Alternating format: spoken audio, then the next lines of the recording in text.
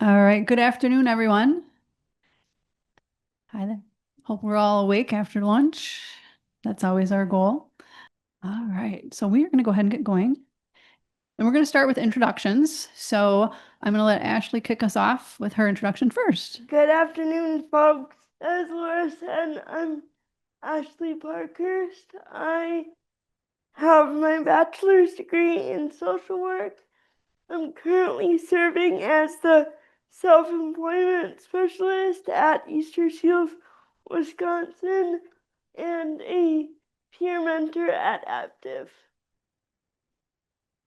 I use technology, assistive technology, pretty much daily because it has many different appearances for me. Go ahead. All right. And on the screen are a couple images of Ashley.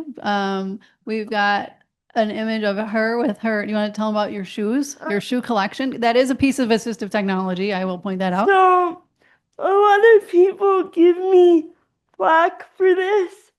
I used to hate shoe shopping like with a passion until I found this brand of shoes where the tops zip open, so it's really easy to set your feet in there if you wear any type of braces or other foot orthotics. It's called Billy's footwear. The other pictures are just of me and my service dog, Cade, out enjoying life. Think I got it. All right. Thank you. All right. And my name is Laura Plummer, and I'm the statewide assistive technology program coordinator. I work with the Wisconsin Department of Health Services, and I manage WISTech, which is Wisconsin's federally funded assistive technology program. And I've been in this position about 6.5 years, but I've worked with the WISTech program since the beginning of time. Um, and Ashley and I go way back, many, many years. So I was excited we could present together. On the screen are just some images about me personally. On the top is my Russian blue cat, Sari, it's a gray cat with orange eyes. The love of my life, by the way, in addition to my husband. And then I'm also an avid biker. And then just another image, just out enjoying our beautiful sunny weather here in Wisconsin. So we're going to start today just talking about in general assistive technology and wondering if anyone, I'll read through our definition here in a moment, but can anyone maybe give me an idea of a piece of assistive technology that most of you have in your home?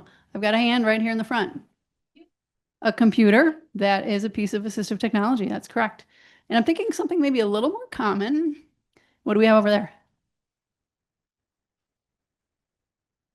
A phone and Alexa. That is correct. Let's go back in time a little bit. Can anybody think of something even more common that they might have? A what? Magnifying glass is a piece of assistive technology. Glasses, that's another piece of assistive technology. I'm waiting for a magic answer. I will give it to you. We won't spend the whole hour drilling down until we get it right. Something that you might not even think of as assistive technology. It might be such a given in your living room. Getting warmer. What was that, Karen? A remote control for the television. That is an environmental control unit. So some of you may remember, not many of you in this room looking around, that there used to be a time when you would get up off the couch and you'd walk across a room and you'd actually not even push a button, you had to turn a dial and then you had to tune it in. And then along came things called corded remotes. Somehow I missed those. So I always wondered, like, why was it called cordless remote? Because at one time they were corded. And I do believe I had a friend with a VCR where the remote was attached with a cord. So I'd just like to show that many things that we use as a daily device now were once considered assistive technology. And so really when I use the term assistive technology, it literally is, it follows the definition, which it is any product or piece of equipment used to maintain or improve functional capabilities of people with disabilities is considered a piece of assistive technology. So someone might not think shoes are assistive technology, but they are. Hers have zippers. And when we talk about and I'm going to use AT for short. So when we talk about it, it's things that we can buy off the shelf, but it also might be things that are handmade or are customized just specifically for one person. They can be really simple. All of our lever door handles that we see around the room, those are considered assistive technology, but it may be very high-tech things like eye gaze access for your computer. So sometimes it's not just the devices themselves, but it's the services that go with that. And so when we talk about AT devices, we talk about the services, which include everything from assessment or evaluation to funding, to designing, customizing, modifying, maintaining, repairing, training, and technical assistance. So yes, I am reading from the federal definition. But in the end, we have to remember that anyone of any age and any disability can benefit from the use of AT to live, learn, work, and most important, in my opinion, play. So we all want to have fun and enjoy our lives. So what can we use to enhance that ability as well? So AT covers lots of different things. So I've just got a short list of some categories here on the screen, which include our daily living devices. So again, I'm going to be referring to Ashley's shoes all day. Just she already knows that because I was just really impressed. I think she has more shoes than I do. It's things for accessing hearing and vision devices, adaptive driving controls, computer access. It's our seating and mobility devices, things that we use to communicate, such as augmentative and alternative communication. And those are just sort of some broad categories to help get us in the mind of how do we classify and use assistive technology. And then once we are thinking about AT, we also have to remember who can do assistive technology. So there is no requirement that someone has any certain amount of education or background in the field of assistive technology, except when we're talking about wheelchairs and seating and mobility and some specialized eye equipment. However, we do have the benefit of some certifications that would ensure that if you're working with someone on assistive technology, that they have the knowledge and the background to provide high quality services for you. And one is the ATP, which is the Assistive Technology Professional, which is an international certification. And then we also have our WISTEC AT certification. And I think we have one in the room. Do we have anyone in the room that is WISTEC AT certified? Right here, we've got Karen. So this is a new certification that we have launched, and we are now rolling out our third class for that. But what that does is it ensures that if you're working with a provider with any of these certifications, that they do have that background knowledge. And they're also not there just to sell you a piece of equipment. They're trying to find the piece of the device or the solution that's going to, again, help you live, work, learn, and play to the best of your abilities. So any questions so far? All right, quiet group. All right. So then how do you know, what is the common titles that someone with providing assistive technology? Yes, you have a question? I'll bring you the mic. That way I get my steps in. The AT certifications, do they cost anything to obtain them? Oh. Yes. So the RESNA, the ATP, that does have a fee. I don't know the current cost. It's usually around about $500 to take that, or a little bit more. And then you renew it every 2 years. And then the WISTEC AT certification is $500, and it's a 12-week course where you learn all the ins and outs of providing assistive technology, including the various types and categories, as well as the ethics and how to do an assessment and how to work with people in a fair and informative manner. And Karen. Thank you, Laura. I don't want to take over your presentation, but I just finished I just finished the WISTEC AT course and it's absolutely fabulous. It's $500 if you work with an agency. Hopefully they can help you pay for it. It's intensive. You know, the first 2 weeks, I'm like, why in the world am I doing this? I don't have time for this, but I learned so much. It's a great value for anybody who's interested, you want more questions, I'm happy to answer after. And she wasn't a plant. I didn't, ask her to come here at all to do that. So, yeah. So awesome. Thank you, Karen, for sharing that information. And it is helpful to talk to someone who's been through that. All right. So I'm going to turn it over to Ashley and I'm going to have her explain kind of her background and what brings her here today. So as you can see, I've had a variety of different jobs. Lauren and I started working together when I was still in college, I believe. I think late high school, actually. That's how old I am. Yeah, high school. I've been using assistive technology throughout my entire career and my collegiate career as well as high school career as well. So I am dyslexic as well as having cerebral palsy. So I use everything from screen readers to X keys to a trackball mouse, which we have some of those things up front here. Feel free to play around with them a little bit.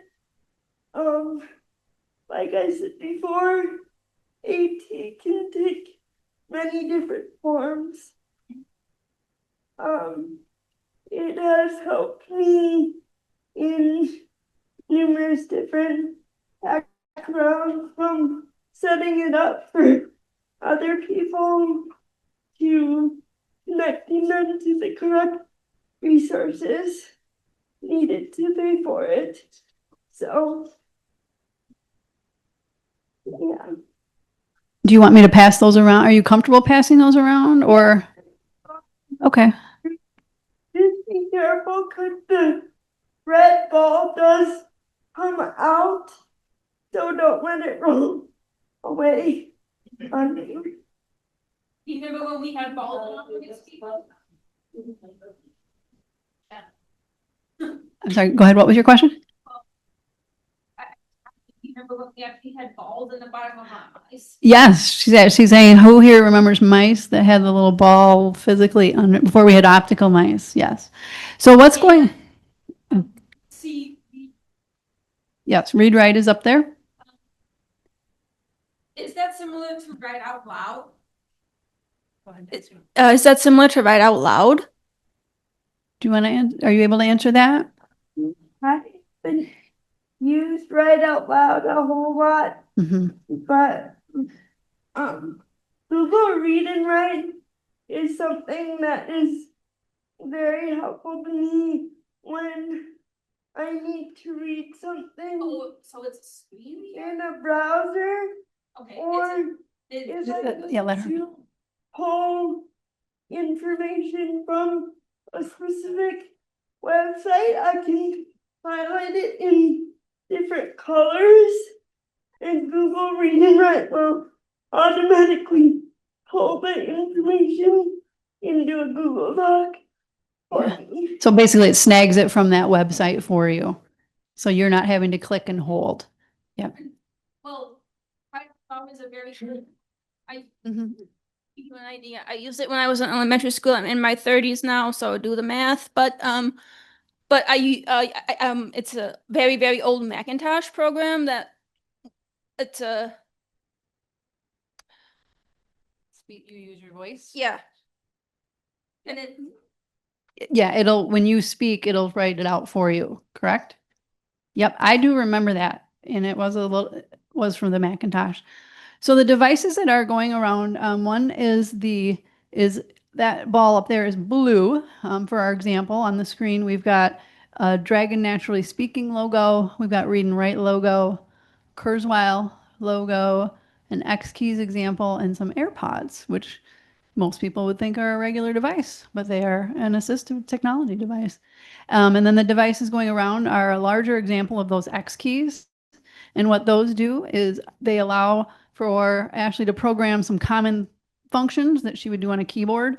So you just have to hit one or two keys and then they will go. Is that correct, Ashley? I have dexterity issues. Most of you can see my hands, they're not that flexible. So I struggle with doing things like copy paste. And that is helpful because I can program one of those buttons. And all it is one push of a button. Versus having to do the Control C and Control V. Yep, exactly. And then the other is the trackball mouse that she uses, the red ball that she said, please don't let it roll around the room. It's easier for you to hit that ball with like your index finger then, correct? Well, I use the palm of my hand versus grabbing a mouse and directing it around the top of my desk, but also there's 4 separate buttons on that mouse that can be programmed for different types of clicks. Mhm. So I have trouble with click and drag and then the double click. So all the buttons are programmed so that I only have to push once for those functions. Okay. And then you use your AirPods? Are you use those like everybody else does, or what else do you use those for? I use them because of the noise cancellation, for one, because I'm sure if any of you have ever used voice activated software, if there's a lot of background noise, it's very much picked up into their document. So noise cancellation is helpful. And then you use Dragon, naturally speaking? I've used Dragon for many years. Mm-hmm. I was probably in elementary school when I first started using it, and now I'm 35. Do the math. We have a lot of math going on here. But now, unfortunately, I've just realized that it's not keeping up with Windows appropriately. So I switched to the Mac system. I Perfect. much prefer it. And that's a good segue to our next slide of some of your other AT solutions that you use, which that first bullet is the built-in screen software. Yes. So Mac has its own built-in screen software that's very similar to Dragon. So it wasn't that hard for me to relearn. And then screen reading software for me these days is something that's built in to Math Word or Google Read and Write. And then Laura was talking about environmental controls. For me, that takes the form of smart plugs, so that I can plug them into my outlet and then control my lights with my phone. And then, of course, you see me raised up here in my wheelchair, something that a lot of us end up fighting for many years when we need a new one. My wheelchair is pretty fancy, I guess you could say. I can stand straight up and lay straight back, so I don't have to transfer to things like a dentist chair and I'm able to see up and over people's heads, like right now, or up and over a copier. And then I have, what else? Let me see. Oh, and- No, Yeah, I think you got it. Most, those are just some of my basic things that I use on a daily basis, other than my for a companion say, let's not forget the most important one right here. collection. He's almost got the look like, I can't believe she almost didn't say me, that service dog. Yeah, yeah, and I think I remember you were the first individual I worked with Dragon when they came out with Bluetooth headsets. And I remember we worked to try to get those paired, and then everything was so much more glitchy in the dark ages, I think. Nightmare. It was a nightmare. Yes, we have a question. Hang on. Sure. Dragon, naturally speaking, is software that allows the person to speak what they want it to either command, either to like write or compose something. And it can also be used to control the computer itself. So I could say Control C and it would do the copy function. And it's one of the original high-end assistive technology software solutions from the dark ages. And it used to cost thousands of dollars to get that functionality in a computer. So They no longer make it compatible with Mac. it's no longer compatible with Mac. Okay. Okay, that's good to know. And that's why Mac has their own accessibility functions, and that, one of the symbols up there is the Apple and the accessibility symbol. So we're not sponsored by Mac or Apple, but Apple has done a fantastic job of incorporating accessibility within their, just the basic part of their operating systems, both phone and the computer.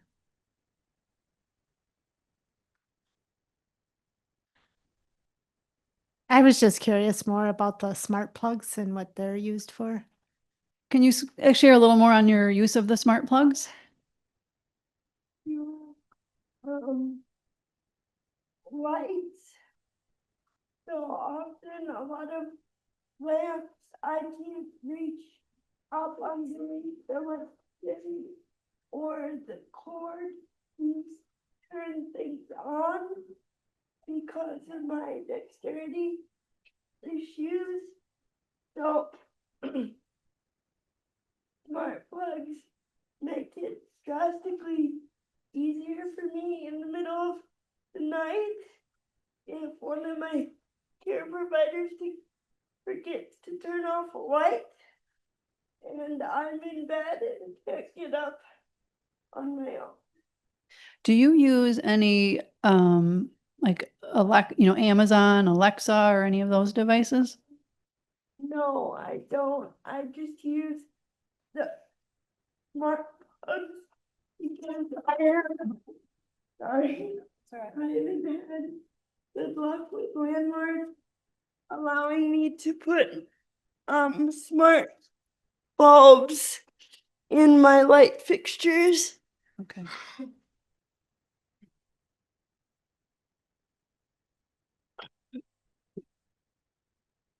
And I have a recovering broken arm, so I'm struggling to put this back on. Yeah, do you mind grabbing? I apologize for the coughing, folks. I'm still recovering from respiratory issues at the moment.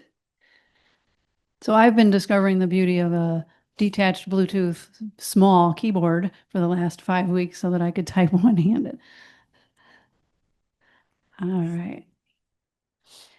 How many of you have a smart device at home, such as an Amazon Alexa, a Google Home? Okay. All right. What are some things that you use yours for?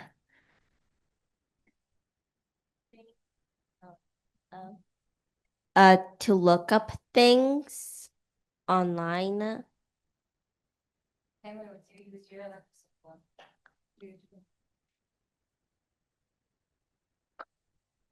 Well, I haven't used my Alexa in days. Well, I go online to do the stuff I'm supposed to do. Like, I I don't know. I don't know. I just go online, go online, look at um my Gmail, YouTube, and mostly drum structure. I always thought maybe were like drum solos with your drumsticks there. All right. All right. Anybody else want to share what they use their smart device for? Anyone's just set the timer for 15 minutes so I can cook something? All right. What time is the Packer game? So I know when I can go to the store, when it's not busy. So grocery list. Yep. Turning the lights on and off. Exactly. Play a tune. Tell you. I used it when my mom was alive so that I could pop in onto her kitchen table and say hello, because that made her get up out of bed and walk across the room. So lots of different uses for those smart devices. All right. So what this should say, what can't assistive technology do? So, today we're talking really about AT and employment. And, AT is used to learn a skill. It's used to search for a job, apply for a job. I mean, how many people have to apply online now? Most applications require some form of technology in order to apply. Can help you get that job, keep a job, change jobs, and advance in a job. And so that's just the images on here are just some various job related icons that we like to share. And so as you're looking to do all of those tasks, you may be wondering, well, how am I going to find AT? Where is it? How do I know about it? Who can help me learn more? Where can I try it out? So I'm going to share kind of our resources that we have available to us here in Wisconsin. And so this is sort of an all-encompassing list. I'm going to run through most of these, but we'll talk a lot about our device loan and demo so that we know AT costs money. So we really do want to be able to try things out, see if it works, see if it doesn't. Has anyone here ever bought a pair of jeans without trying them on? Anyone? That's definitely me. How did it work out? Not very well. Not very. Exactly. So that's why we want to try out assistive technology to make sure that it is going to work for us. So I'm not going to dwell too long on a law, but every state and territory receives federal funding through the Assistive Technology Act. And this is funding that makes devices available to try out statewide or nationwide, and that is through the Administration for Community Living. And so the whole purpose of that AT Act, and on here's an image of sort of the flow of AT, is how do you go from learning about it to trying it out to borrowing it, and then how do you obtain it? So things like funding for AT, because that's always the next question. You find something that works well, how are you going to get it? Who's going to pay for it? Things like that. So that is really the purpose of WisTech, which is our Wisconsin Assistive Technology Program. So we do two tracks of services. One's state leadership, and it's things like today. It's giving presentations. It's sharing how do you find out about it? How do you learn? Can you get more assistance with something very specific? But the meat of the program really is on the state level part, and that's our device loans and demonstrations, our device reuse, and then our alternative financing. So I'm going to talk a little bit about each of those more in depth. So the way our AT-ACT program is WisTech, we are pretty much a decentralized program, which means we work in all 72 counties through our partners at the independent living centers. And that means that we are able to really work with people in their homes, in their communities, and where they live, versus everyone coming to Madison, because even I don't live in Madison. So on the screen is a map of our 8 independent living centers. And so they provide services based on the county, on where you live. We also partner with Department of Public Instruction for individuals that are under the age of 21. We partner with AgriBility Easter Seals program and the ALS Association, as well as we partner really closely with our telecommunication funding programs. And I'm going to talk a little bit about that because, again, that's a way that you can obtain devices to assist with independence. So each of those independent living centers has an inventory of equipment that you can try out. Most of it is available for loan. Some of it is only for demonstration only. Yes, They should be added to that list as well. you are correct. I will get them added. Thank you. Aptive out of La Crosse is also one of our partners. And they are also on Wisconsin AT for All. So Wisconsin AT for All is our website where we have all of this inventory listed. So you can search by agency, you can search by the type of device to learn who's got what and make a request to borrow that. It's sort of set up on the shopping cart model. So it's not like if you add it to the cart, you're just going to get to buy it like Amazon. But what it does is it sends an email to that agency, and then you can work out those details on whether you're going to go try it out at their agency. Are they going to make an appointment and come and see you at your home or your workplace? But all of that equipment is listed on there so people can try out. We also have an iPad loan program, and that is through my office directly. So if someone is wanting to know if an iPad would be a solution for them, we can loan an iPad for anywhere from 4 to 6 weeks. We can put on whatever app that person needs. Most often it's communication apps because someone's wanting to see if that's going to meet their need for communication. So again, instead of buying the wrong jeans, buying the wrong AT, this lets you see if it is going to be the right device for you. We also have device reuse or reutilization for the big word.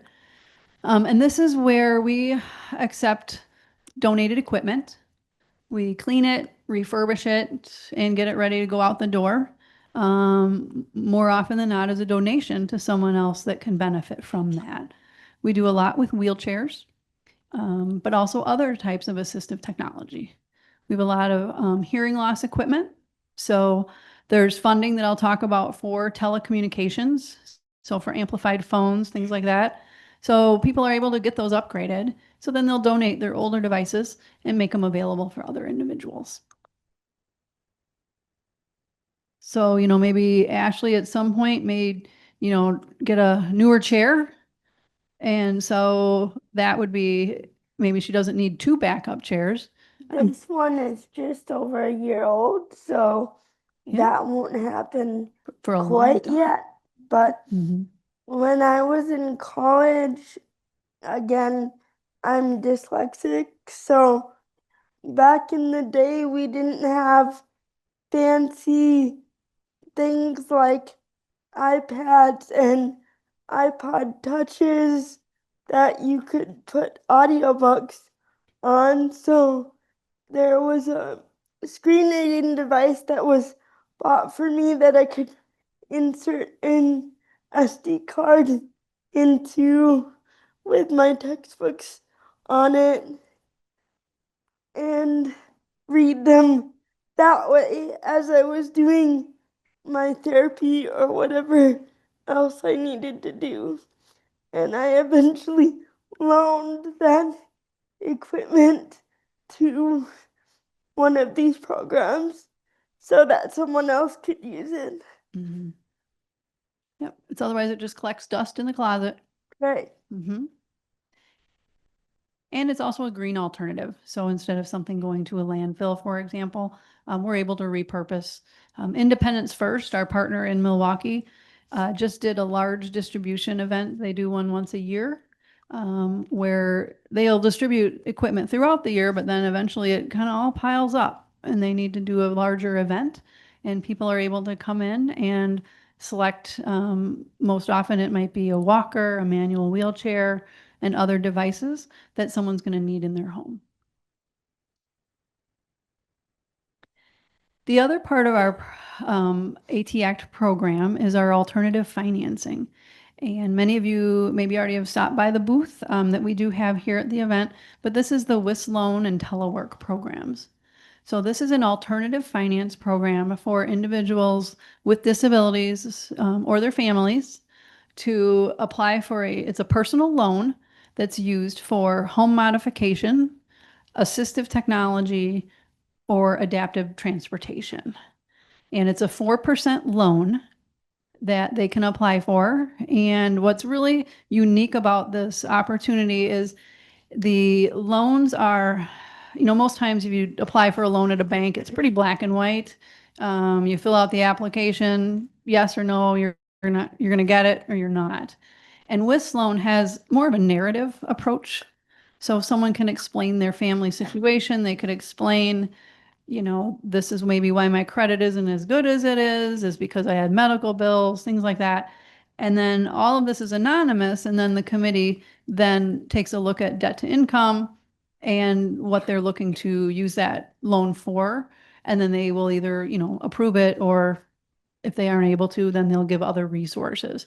The most common WIS loans are adapted vehicles. So many of you, those in the back with long-term care, those programs can often, if written into the plan, maybe support some of the adaptations needed for a van to make it wheelchair accessible, as an example.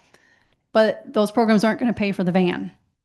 So you have to take out a loan and get that vehicle. So WIS loan and the telework program are an excellent opportunity in our state to do that. And Lori Lane is the one handling that part of our booth, and we have candy and good giveaways too. So another opportunity for AT is through the Department of Public Instruction.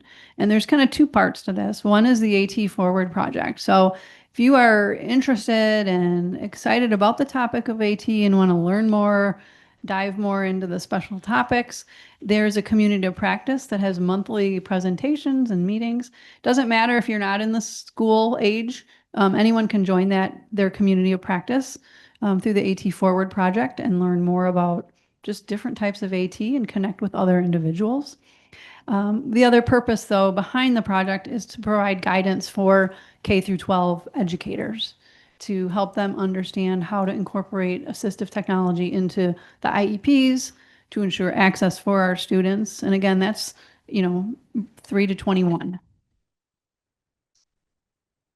And then they also have a lending library. So maybe someone is still in the school system that you may be working with, or maybe some of you in here, and you need to try out a communication device.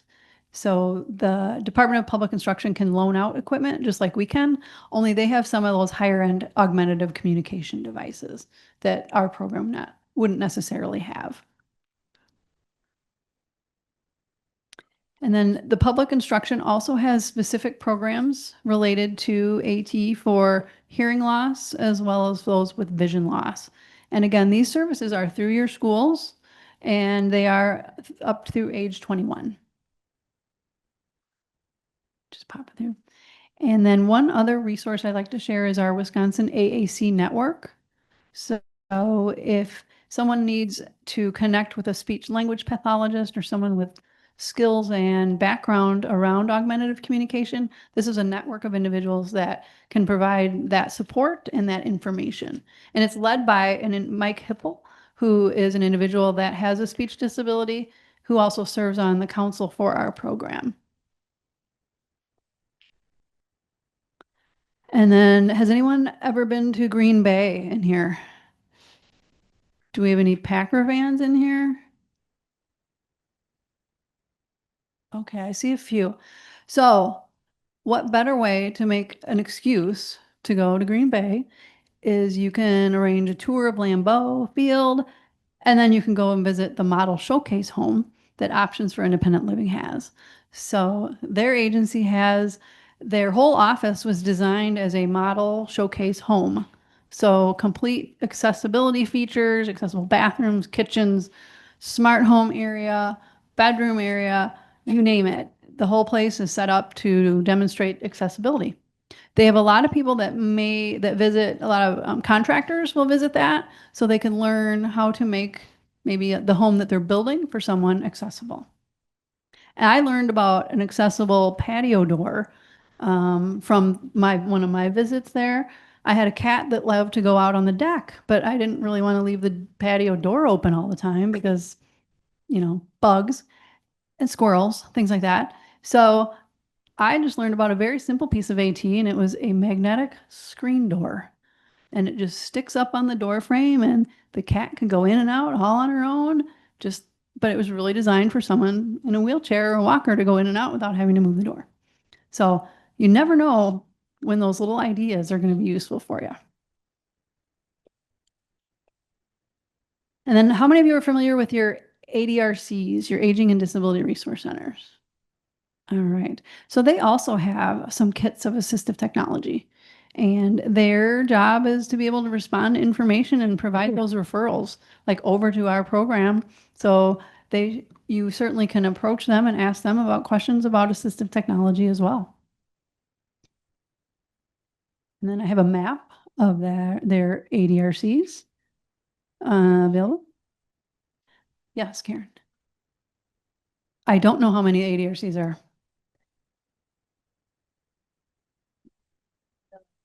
Yes, they are covered by every county. Sometimes the consortiums change. So sometimes counties are together and then they split off. So that is why I do not know the actual count. All right. So let's talk about funding a little bit. Anybody interested in learning about funding, or do we have another question?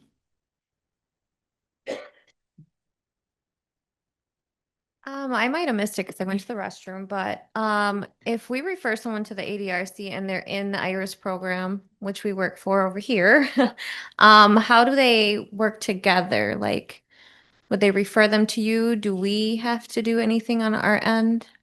Either way. So you as an IRIS consultant, you can certainly refer your members or your participants to an independent living center or to the WISTEC program to try out equipment.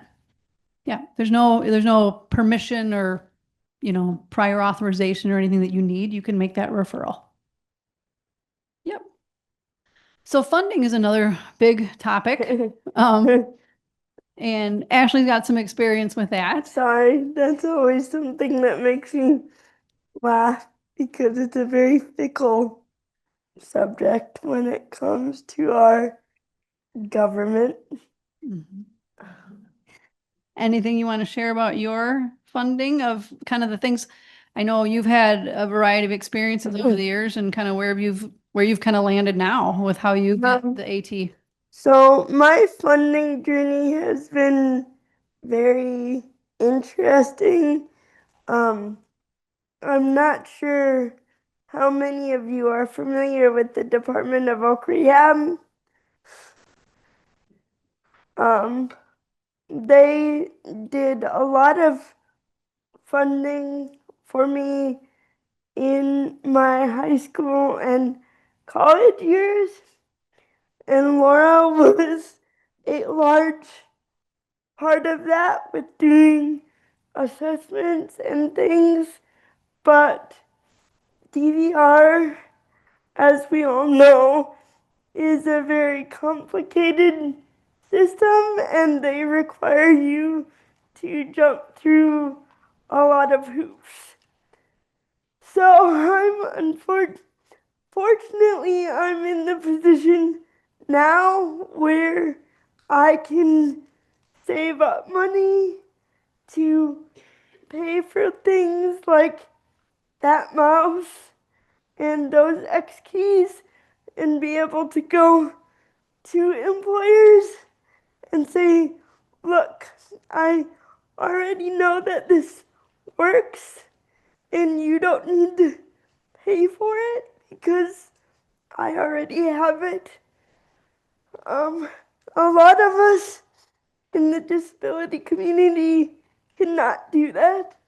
So we have to be willing to advocate for ourselves or know the right people that will advocate for us very strongly in order to get what we need.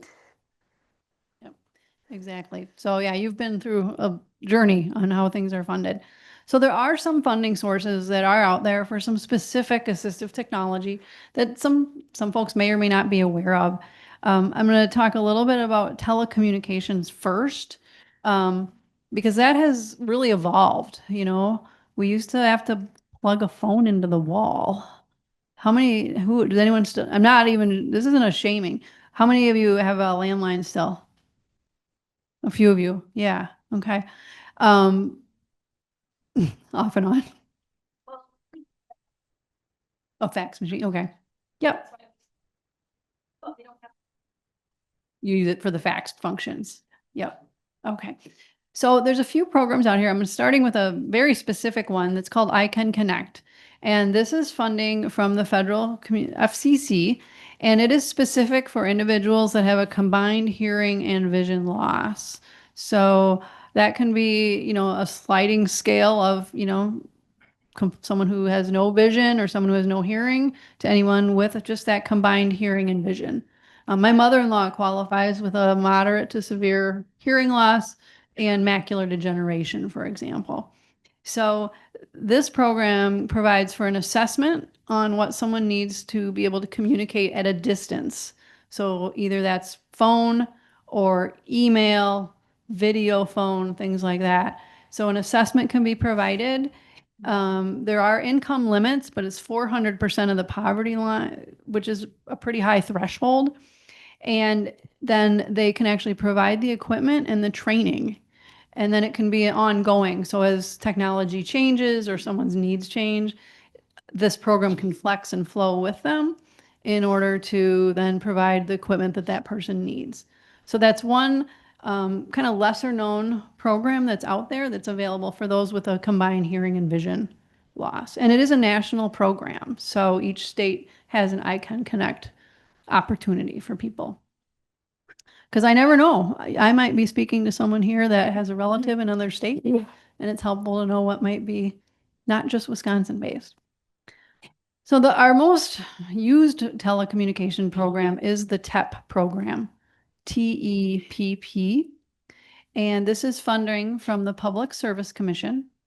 It's actually from our phone lines, and it is for Wisconsin residents who fall into a variety of categories. Someone who's hard of hearing, someone severely hard of hearing or deaf, someone with, again, that combined hearing and vision, but also someone with a mobility disability or a speech disability.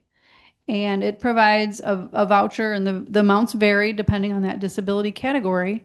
And you have to be a Wisconsin resident, but it allows you to access basic and essential telecommunications devices.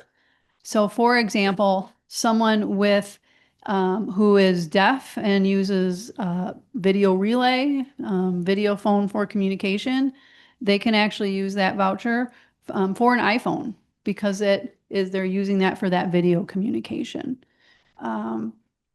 Back in the dark ages, it was a teletypewriter, TTY. Someone with a speech disability might need a tablet with a speech communication app that they then are able to make that distance communication. Someone with hearing loss might need to be able to know that the phone is ringing so that they can answer that phone.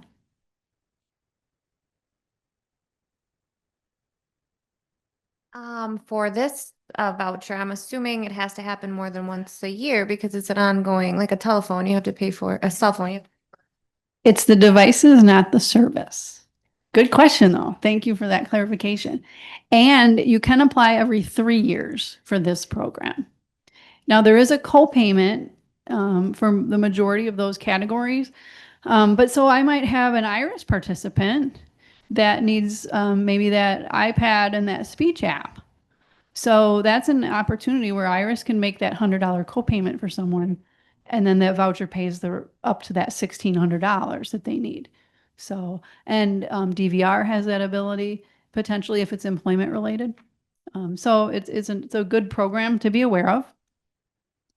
And then if you are severely hard of hearing, so you're applying for that deaf voucher that has a $100 copayment, but you are lower income, there's also the TAP program, TAP, that can help pay that copayment for someone. Again, there's income guidelines, and you do have to have an audiologist or hearing aid dealer sign off on your hearing loss. But again, it's a way to be able to obtain that communication. We need devices that we need. It will not pay for the services, however.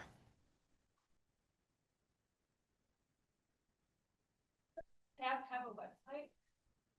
It does. I do not have it on that slide, but that is through the Wisconsin Department of Health Services.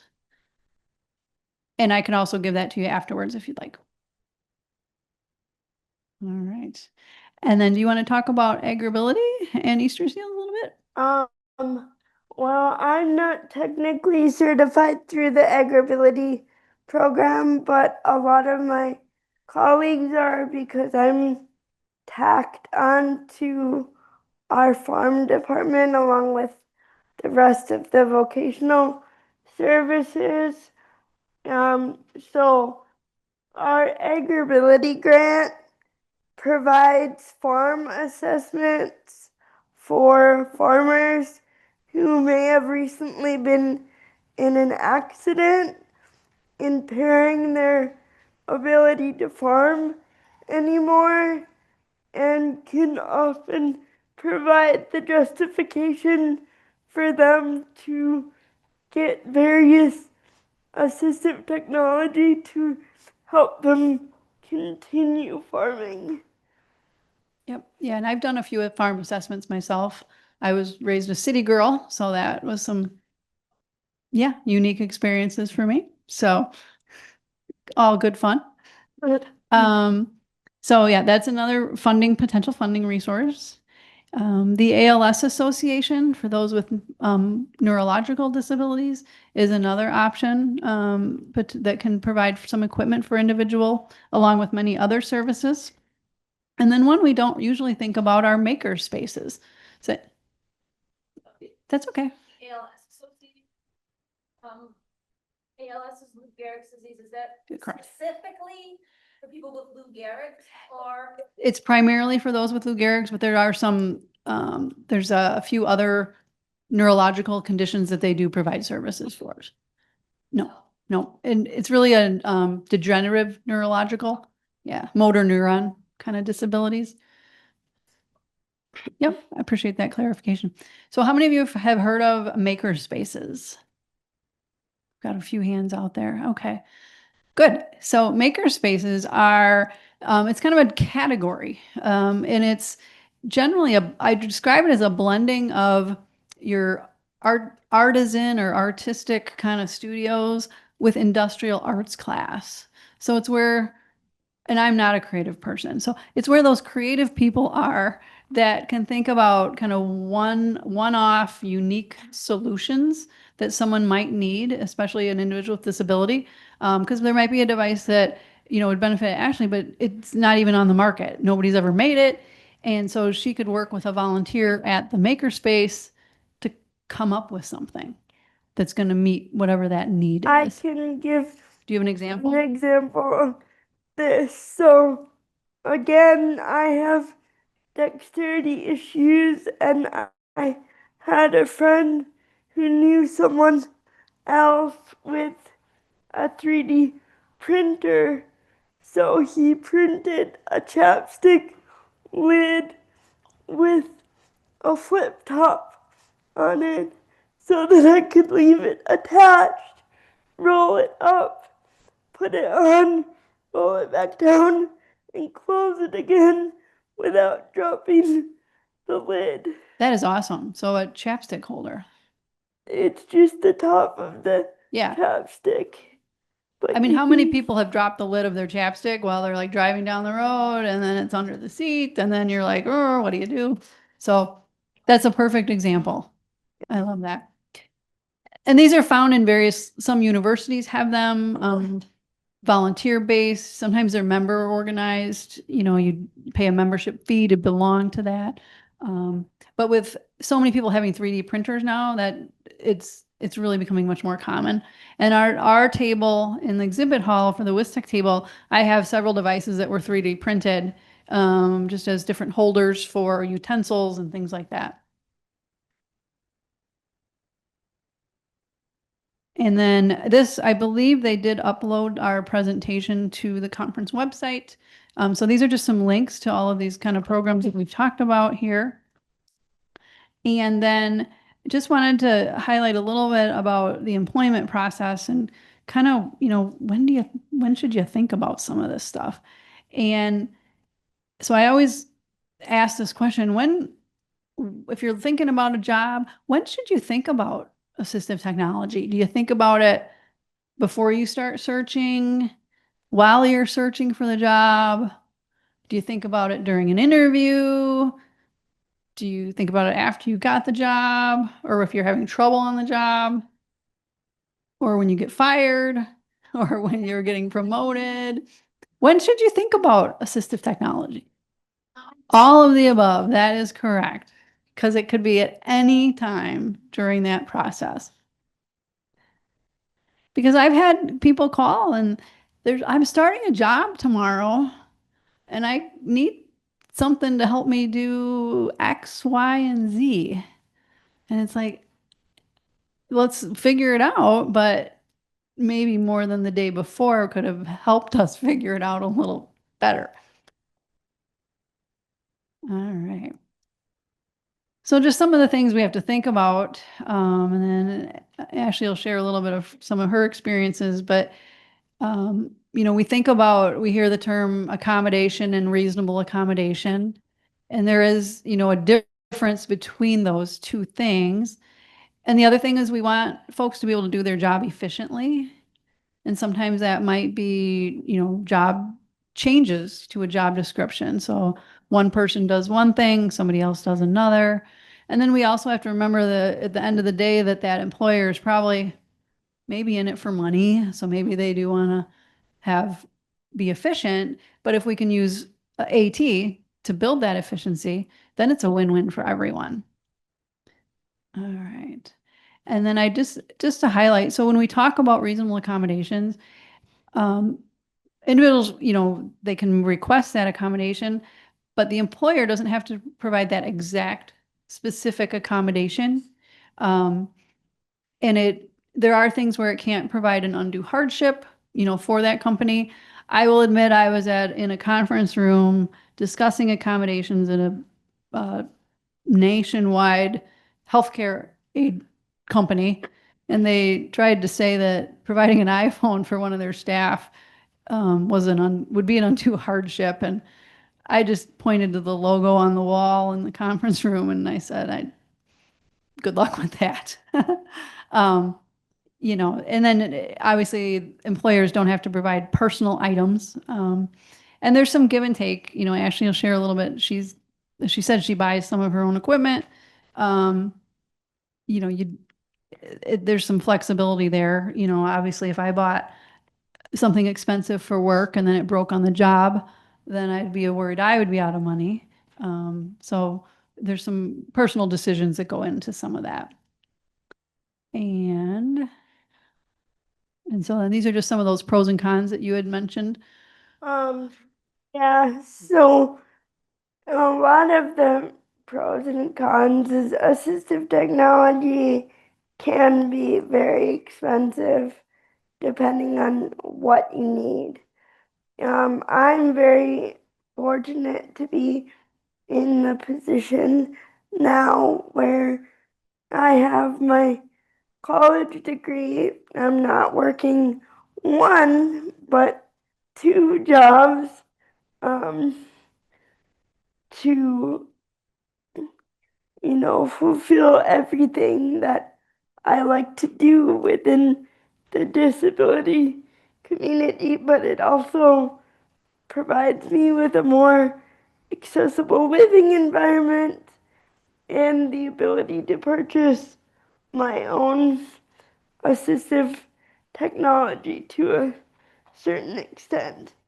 I'm very fortunate that my main source of income, Easter Seals, allows me to use my own computer, but that means when I need to upgrade, I'm footing the bill for the majority of that cost.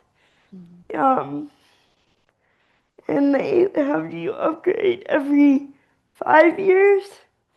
Also, those X keys are mine because I had a couple different employers purchase things like that, and then I ended up having to give them back,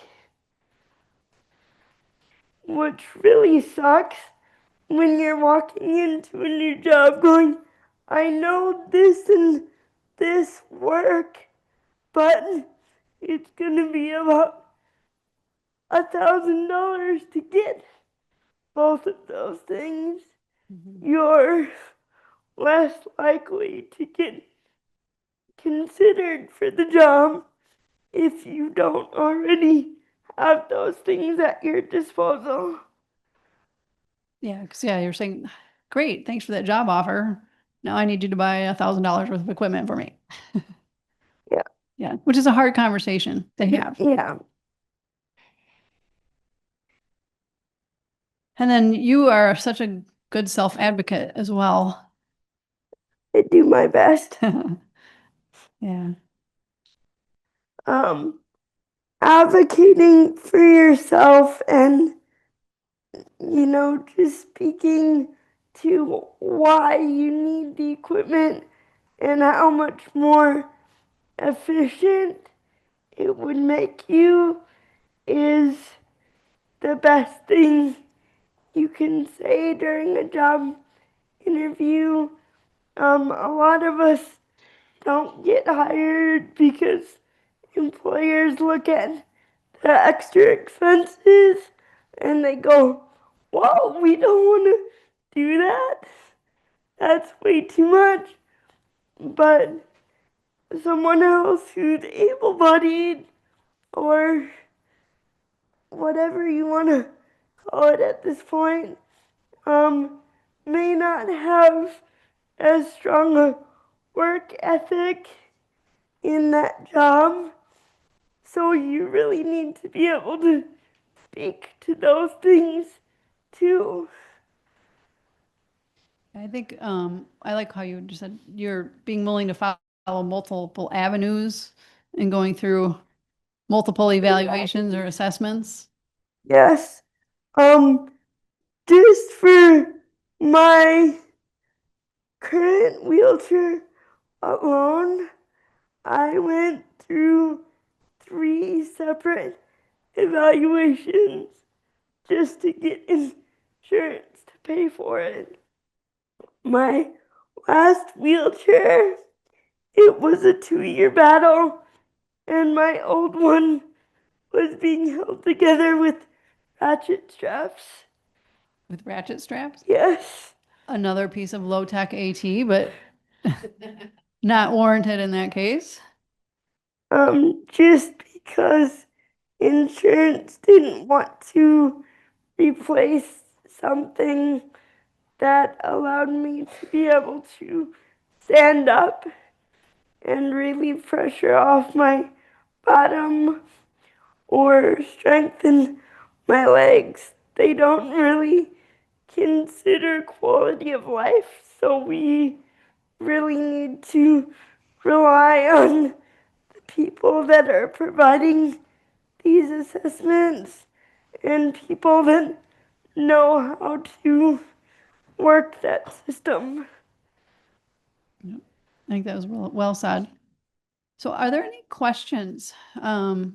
We just really wanted to drive home the point that AT it's such a flexible solution that, being creative and thinking through the process can allow you to find those solutions that you need for, again, this says employment, but I'm all about live, work, learn, and play.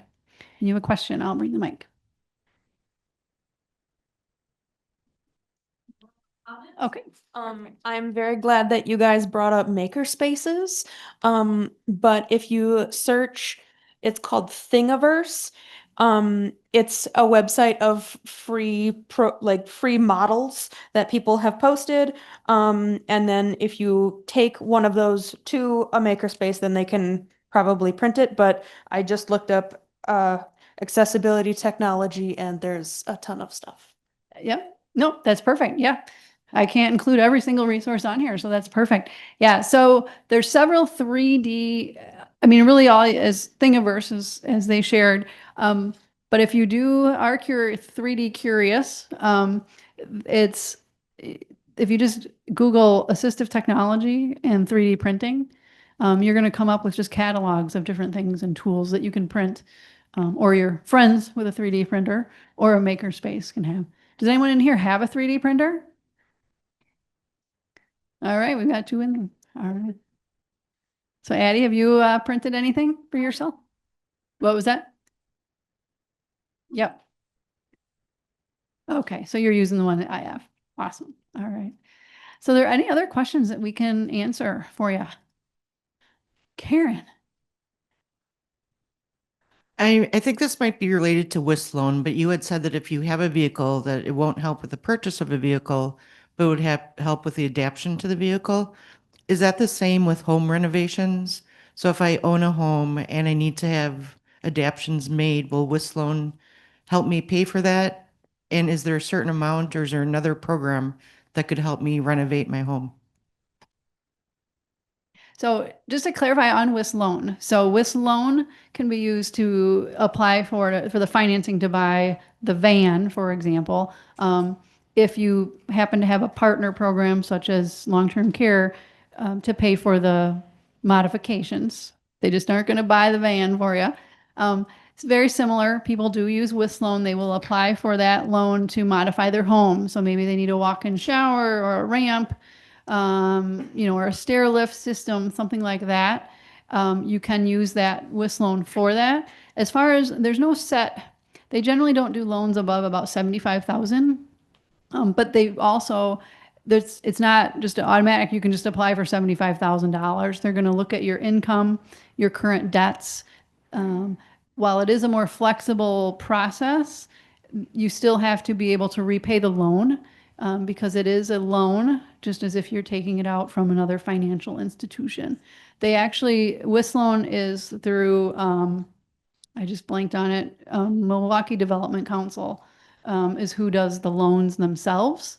So Independence First is not the funder, but that is a finance company. So it's going to depend, just like your payments will depend on how much you take out and then what you have that ability to repay. But good question. Yep. So any other questions that we can answer for anyone? If anybody thinks of anything after this, I'm at the Easter Seals table all day, and then I'm speaking on behalf of Active tomorrow as well. So I'll be around for the rest of the conference. Feel free to stop me and ask questions. Perfect. Yep. And same, I will be at our WISTech booth. So thank you everyone for your time and attention this afternoon and have a great rest of your conference.